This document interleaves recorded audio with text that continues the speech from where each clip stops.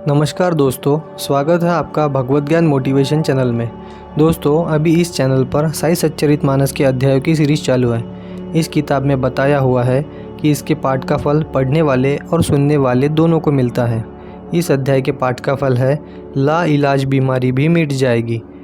ये वीडियो 34वें अध्याय का है और इसके पाठ का फल आपको सुनने से भी मिल जाएगा। आप वीडियो को स्किप ना करें और पूरा ज़रूर सुनें। अगर आपको ये वीडियो बड़ा लगता है तो आप वीडियो की स्पीड बढ़ाकर भी देख सकते हैं। इससे आपको वीडियो स्किप नहीं करना पड़ेगा और वीडियो पूरा सुनकर आपको इसके पाठ का फल भी मिल जाएगा। ओम साई राम। वीडियो सुनने के बाद कमेंट में ओम साई राम ज़रूर लिखें और अगर आपको ये वीडियो पसंद आए तो वीडियो को लाइक और शेयर ज़रूर करें। तो आइए दोस्तों, शुरू करते हैं इस वीडियो को।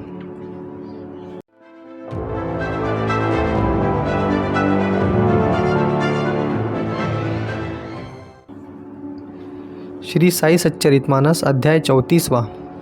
कथा है, मस्जिद में मेरी जो आ जाता है आफत से रिहाई पाता है। जिला नासिक के अंतर्गत मालेगांव में एक डॉक्टर थे। उनके भतीजी को हड्डी का कैंसर हो गया था। उसकी इस बीमारी के लिए उन्होंने अंग्रेजी दवाओं के साथ देसी दवाओं का तथा जड़ी बूटियों का भी इलाज किया था। ऑपरेशन भी कराया, लेकिन कुछ भी फ़ायदा न मिला।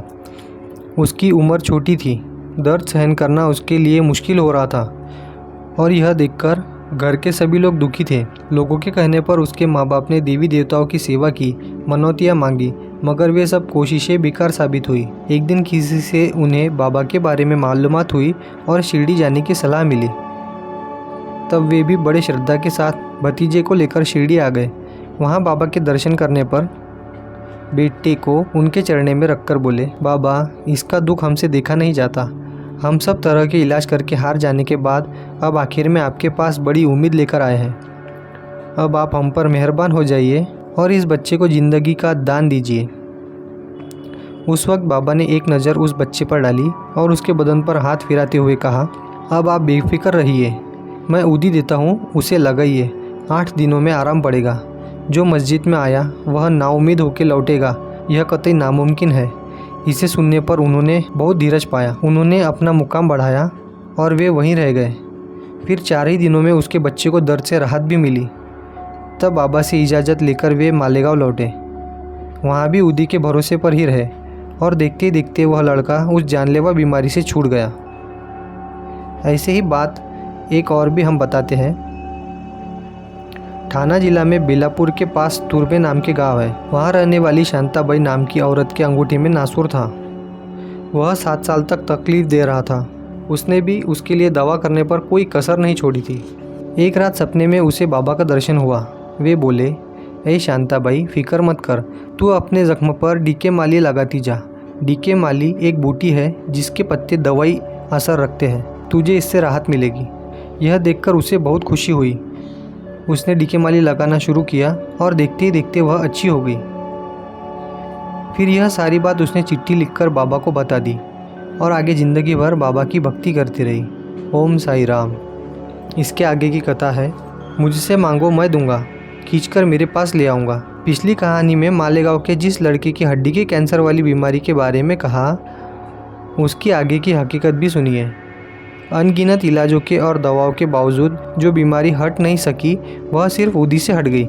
यह देखकर उसके डॉक्टर चाचा के मन में बाबा से मिलने की चाहत पैदा हो गई। उसी समय वे नौकरी से छुट्टी लेकर बम्बई और अलीबाग के सफ़र पर जाने वाले भी थे, तो उसमें थोड़ा बदल करके पहले शिरडी होकर फिर आगे जाने का उन्होंने विचार किया। मगर मनमाड़ स्टेशन पर उनके संगी साथियों ने उन्हें जबरन वहाँ से बम्बई जाने पर मजबूर किया। बम्बई में लगातार 3 रात नींद में उन्होंने एक आवाज़ सुनी। वह कह रही थी, क्या अब भी तेरा मुझ पे एतबार नहीं? इसे सुनने पर उन्हें यकीन हो गया कि यह आवाज़ बाबा की ही होगी और मुझे शिरडी जाना ही होगा। तब एक घटना ऐसी हुई कि उनका एक साथी बुखार से बीमार हो गया और उसे रुकना पड़ा। इलाज करने पर भी बुखार कायम रहा। तब उन्होंने बाबा से मन्नत मांगी, आपकी कृपा से अगर आज ही इसका बुखार उतर जाए तो मैं यहाँ से सीधा आपके पास शिरडी आऊँगा। उसी दोपहर में मरीज का बुखार उतर गया। डॉक्टर ने भी राहत की सांस ली। अपने वादे के मुताबिक दूसरे ही दिन डॉक्टर शिरडी के लिए निकल पड़े। मस्जिद में वैसे ही वे दर्शन लेके बैठ गए तो बाबा ने उन्हें कुछ उनके दिल की बातें बता दी और आशीर्वाद के साथ ऊदी प्रसाद भी दिया। वहाँ 4 दिन बिताकर वे बाबा से विदा लेकर मालेगांव आए। आने के बाद 15 दिनों में ही उन्हें बढ़ोतरी के साथ बीजापुर जाने का हुक्म मिला। ओम साई राम। इसके आगे की कथा है, कर्म भुगतने बिना छूटता नहीं। बाबा के एक भक्त थे, उनका नाम डॉक्टर पिल्ले था। बाबा उन्हें भाऊ नाम से पुकारते थे। बाबा की उन पर इतनी मर्जी थी कि जब वे मस्जिद में आते तो बाबा उन्हें एक पल के लिए भी दूर न जाने देते। हर घड़ी हर पल उन्हें भाऊ की ज़रूरत पड़ती। उन्हें साथ लेकर वे चिलम पीते, किसी का फैसला करते। मतलब यह कि भाऊ ने बाबा का मानव दिल ही जीत लिया था। एक बार इस भाऊ को 7 जगह नारू की बीमारी हो गई। वे दर्द से बेजार हो गए। आगे चलकर यह बीमारी इतनी बढ़ चुकी कि दर्द सहने की उनमें ताकत नहीं रही। अब वे बिस्तर पर ही पड़े रहते और बाबा को पुकारते रहते। आखिर में वे इस दर्दनाक बीमारी से ऊब गए और ज़िंदगी से भी निराश हो गए थे। उन्होंने बाबा को कह भेजा कि बाबा, मैं इस बीमारी से तंग आ चुका हूँ। सारे बदन में जख्म हो गए और दर्द की वजह से मैं ज़िंदगी से भी ऊब गया हूँ। मैंने आज तक कोई बुरा काम नहीं किया, फिर मुझे यह सज़ा किस लिए मिल रही है? अपनी तकदीर जो सामने लाती है उसे चुपचाप सहना पड़ेगा, यह तो मैं जानता हूँ, मगर अब यह दुख सहा नहीं जाता। इसलिए आपसे विनती है कि इस वक्त मुझे मौत देकर छुड़ा लो। मैं आगे 10 जन्म में इस दर्द को सह लूँगा। दीक्षित से यह बात सुनने पर बाबा ने कहा, तुम जाकर भाऊ को उठाकर यहाँ ले आओ और उससे मेरा यह संदेश कहना कि वह फिक्र ना करे और मौत भी ना मांगे। उसके दोनों जहाँ की ज़िंदगी के बारे में मुझे खबर है और वह मेरी जिम्मेदारी है। 10 जन्म की क्या बात है, मैं उसे 10 दिनों में ही छुटकारा देता हूँ। उसके मुताबिक भाऊ से सब बात कहकर उसे लाया गया। बाबा ने उन्हें अपने पास पाँव फैलाकर बैठने को कहा और कहने लगे, अब फिक्र छोड़ दे, आराम हो जाएगा। अरे यह सुख दुख तो आते जाते रहेगी ही, इसलिए उन पे ज़्यादा सोच विचार करना नहीं चाहिए। जो अपने हिस्से में आए वह सहता जाए और साथ में ईश्वर से दुआ मांगे। अगर हम 100% उसके शरण में जाएंगे तो उसके रहमतों की बरसात अपने आप होती है। ठीक है, अब एक कौवा आके चोंच से तुझे मारेगा तो तुझे आराम मिलेगा। यह बात चल ही रही थी कि बाबा का एक अब्दुल नाम का भक्त दियों में तेल भरने के लिए आ गया। एक तो मस्जिद छोटी, उसमें लोगों की भीड़ और डॉक्टर पाँव फैलाकर बैठे थे। अब गलती से अब्दुल का पाँव डॉक्टर के पाँव की जख्म पर पड़ गया। एक तो पहले ही वहाँ सूजन थी और उसमें यह बोझ पड़ा।